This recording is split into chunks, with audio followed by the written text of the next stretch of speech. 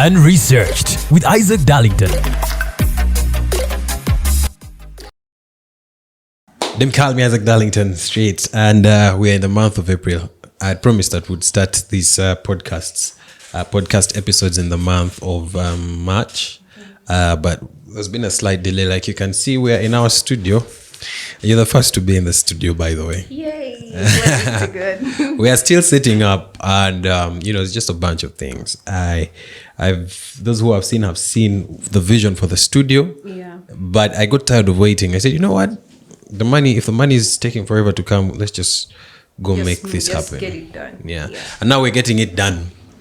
Today, with me at Having Inventives on the Unresearched podcast is a friend, a sister, and someone that's so dear to me. And I'm super excited. I keep saying super excited. I don't know. Do you know I'm tired of saying the word super excited. I think every episode I keep saying it.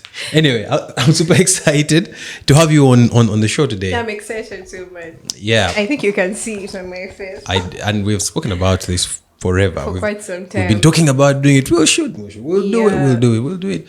Firstly, I like the hair. I feel like it is, it's my signature look.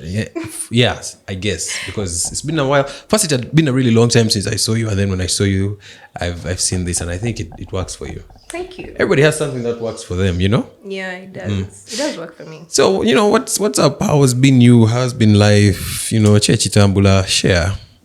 Real quick. When you ask me how it's been life, that's like...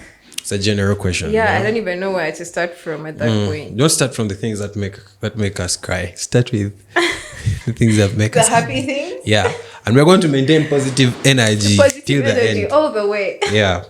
Yeah, but then I don't know. It's been quite a journey for me. Yeah, really, it's been quite a journey for me, and from where I was back then and where I am right now, there's like a big difference. I'm at a better place right now. I'm more at peace. My mind is calm. And I'm like getting things done. Yeah, so there's a song I like to sing with Josh. The song goes, taking care of business. Da, da, da. It's a rock and roll song. Taking care of business. So now you're taking care of business. Yeah. There's a time we had a convo and we were talking about, just life in Kampala and, how the girl them, different people make things work. But of course, now, since I'm a guy, I can only tell you what life is like from the point of a guy.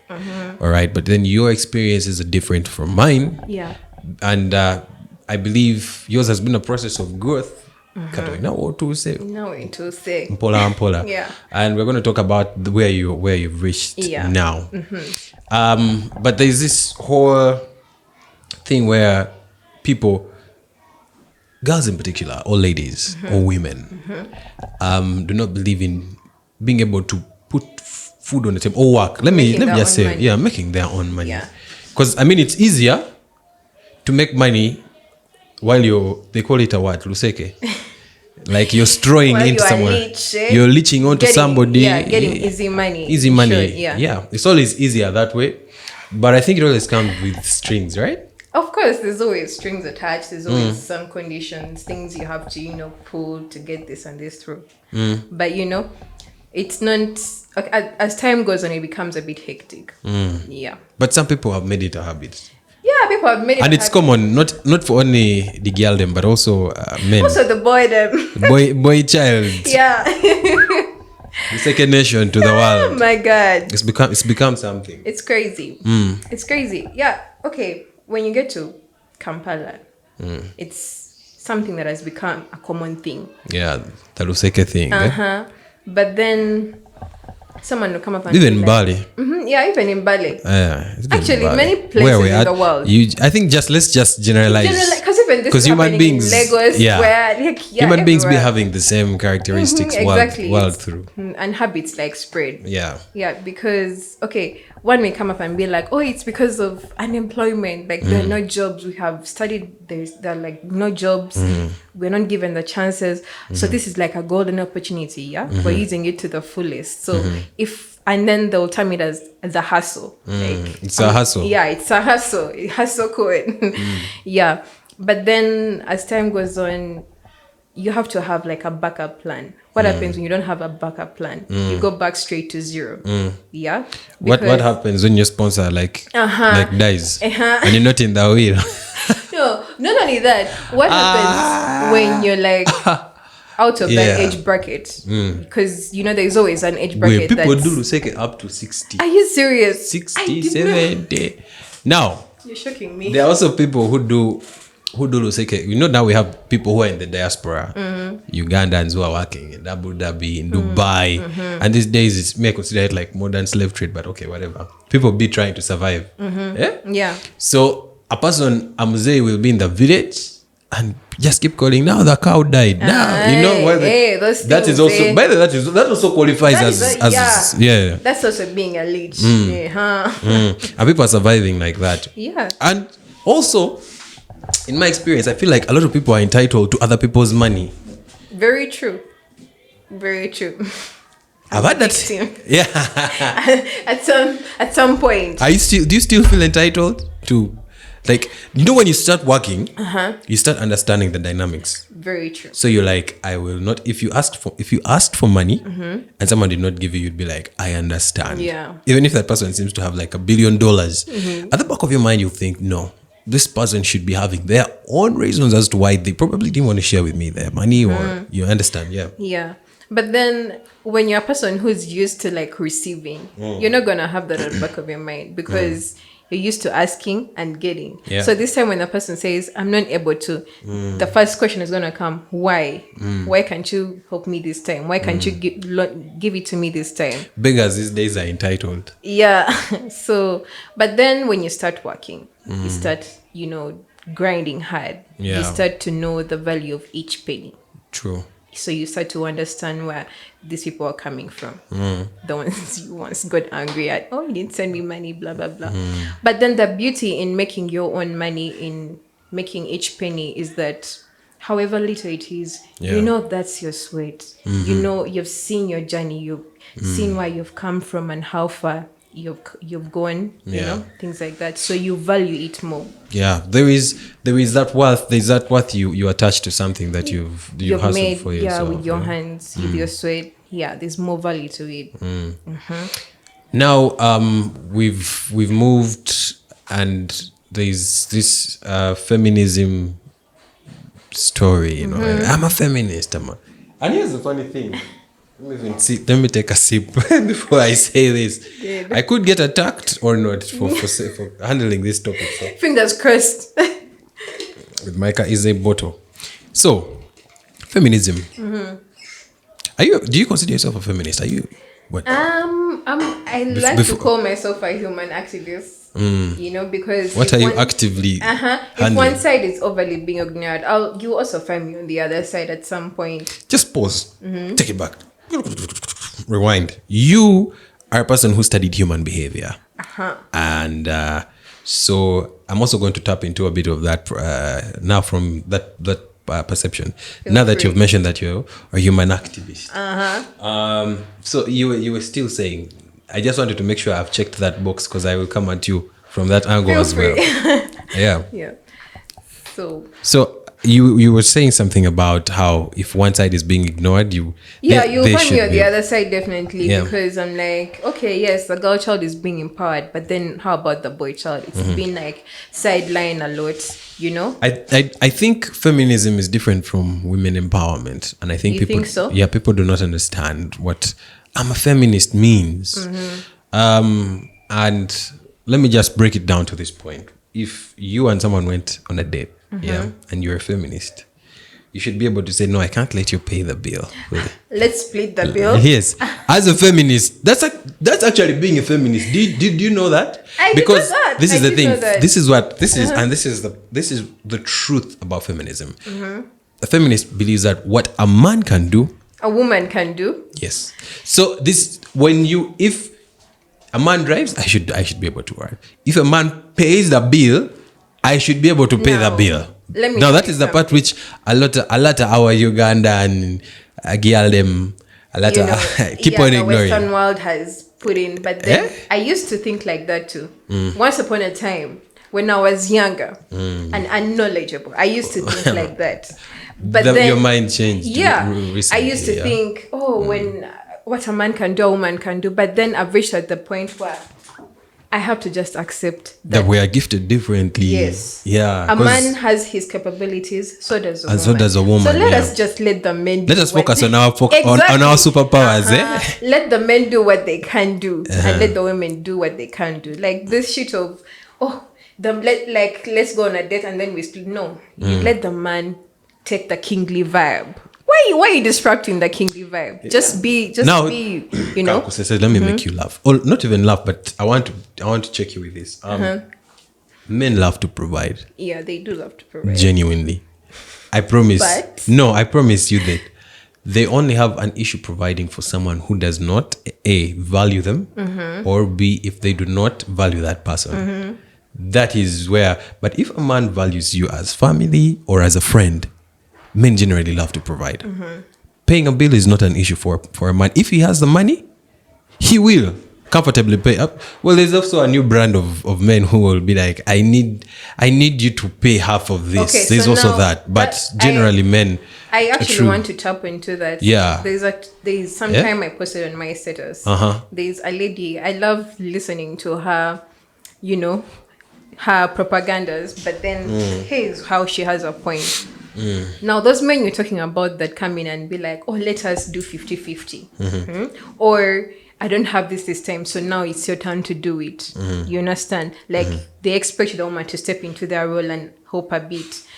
Now, here's why this type of men are coming up. It's because of the many numbers of single mothers and how society has made that normal. If a boy has grown up seeing their mother toil and do everything, pay bills, the tuition, pay the house bills, buy change the light bulbs, change the light bulb, plump the sink. I mean, he's gonna grow up thinking, oh, this is actually okay. I mean, I saw my mom doing this. And then even the worst part is that even his sisters are watching the mom do this, so they're also being groomed into this. You're gonna find that the women who have no problem being married to a man, and they're actually the ones who are like taking care of everything, taking care of the home. Can I ask you a question? Yeah. What if a woman and man reversed the roles? If, for instance, the woman is making the bucks in the family, she's making the bigger money, and the man is making the smaller money, and so they sit down on the table and say, "Let me take." The man says, "You know what? I can cook food. I can take care of the kids. I can take care of the house. Since you're already in the maybe you are a CEO or you go make the money and I'll take care of them." Does that make sense? Hey man. Because there are couples that are doing that. Yeah, now, there are couples that are doing that. I mean, if it comes to a couple coming down on a common ground and they're like, okay, since you are making more money and I'm, you know, I can do this and this, they swap the rules.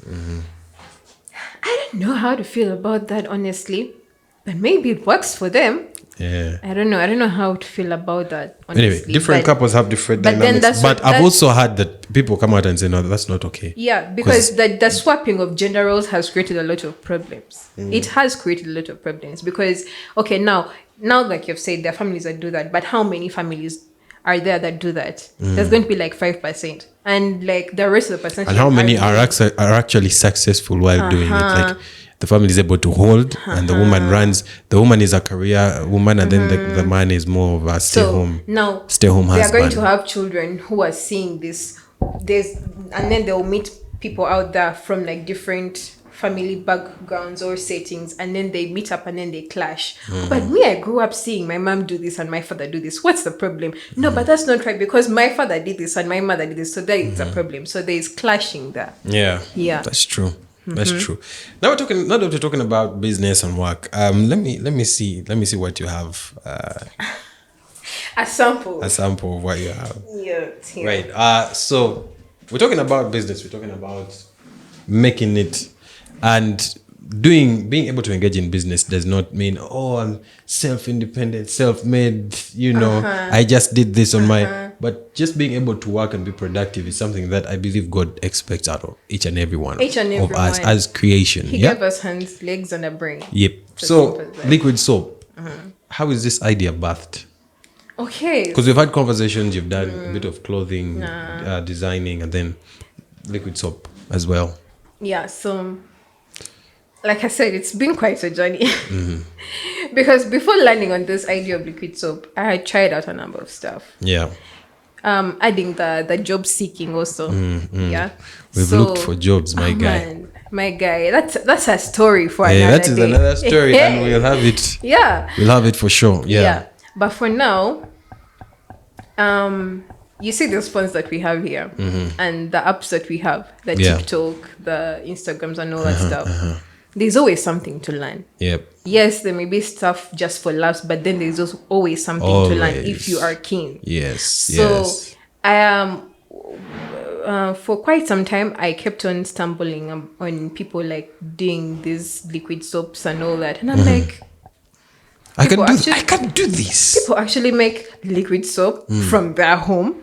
Like, how is that even possible? Yes. Because I thought you have to have like a factory and all that. But then, so I sit down to try and learn from the internet or from TikTok or from YouTube. But then I realized that everyone has their own idea. Everyone makes it differently. Yes. So my thought was that, so who am I going to go to now to learn a stable step, like a stable structure of how to make this thing work? A professional one too. Yeah, a professional person, someone who has been in the business, someone who has made some sales and everything else.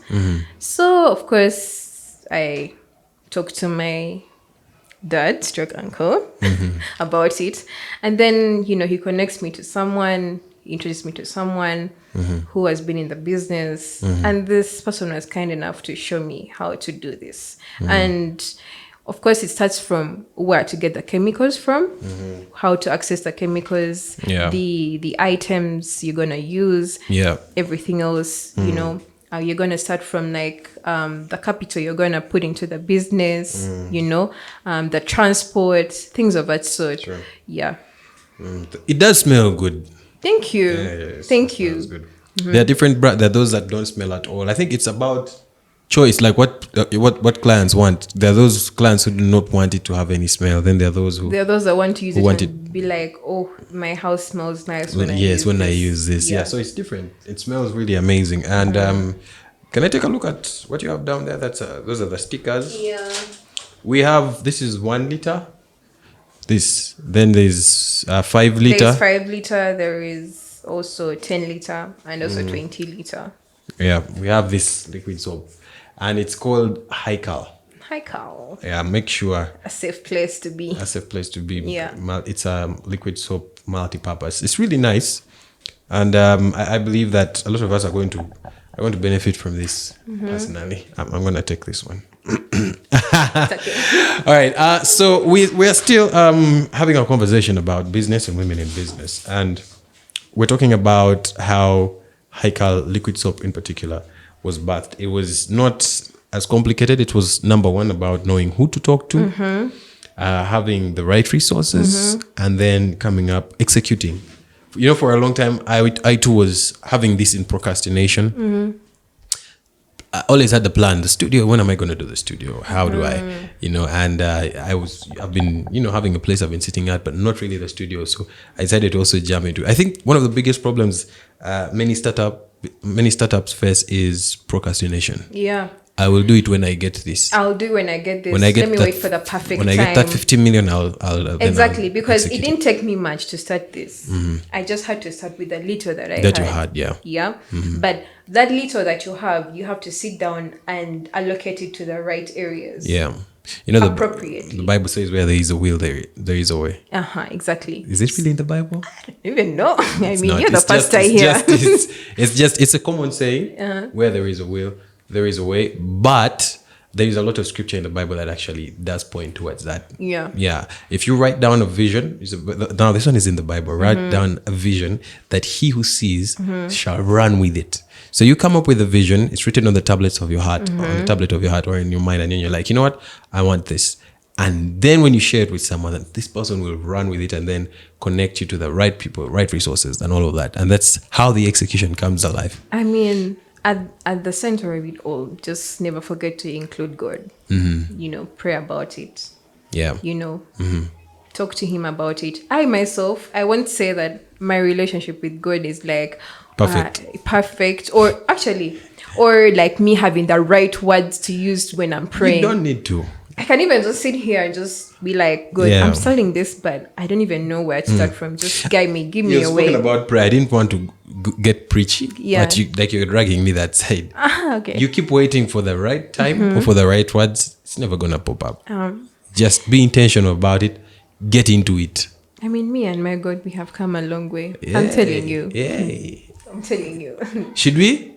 Should we talk about things that make us cry? No, we will not. Today we are having positive vibes also. But I'm happy to see this liquid soap. It's going to be available in a couple of shops. I think in the future, maybe God willing, we'll be able to talk about where it can be found and all of that. But for now, I'm actually supplying in supermarkets already. Okay. Yeah. Which particular one are you supplying to? But there's also a phone call. There's a phone number here: 07850798382. Yeah, I've actually also gotten a couple of calls from individuals that want, people need these things for home use, home budgeting. I mean, you can get a jerrycan and use it for like 1 month or 2 months. That's soap sorted. I'm one of those people. Yeah. So remember though, the number I just read is business only. These other stories, and I think women always face that struggle. Women who are in business, you start up a business and then other guys try to bring in something else. They're like, okay, I'm interested in this, but what could we meet over dinner? You see that kind of conversation. Okay. Yeah, I mean, same thing even in the work circles, whether you're in business or you have that's what I was gonna say.